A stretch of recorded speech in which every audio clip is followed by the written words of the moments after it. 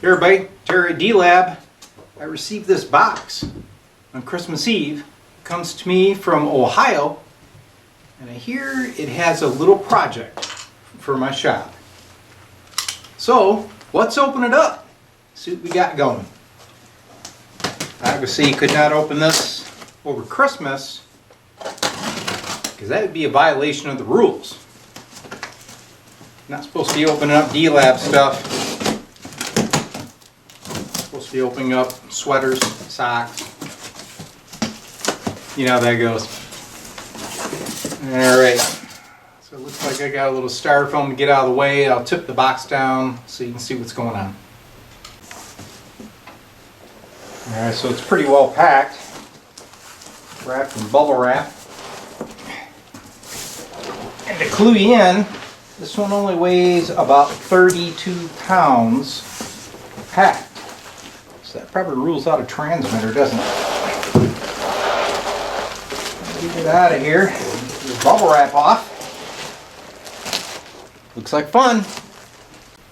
Alright, so Polly found something that she likes. A little piece of styrofoam.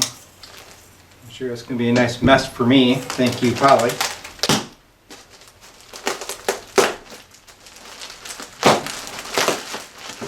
This guy really packed this nice, and I'm glad he did, because the shipping over Christmas sometimes can be a little bit rough.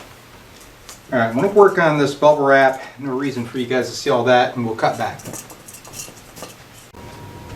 Here we go. Time to reveal what's behind that bubble wrap.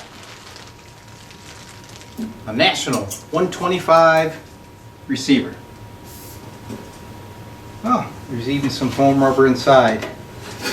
This guy did such a great job packing. Alright, let me get the camera. I'll show you insides, and then we're going to try to bring it up on a variac.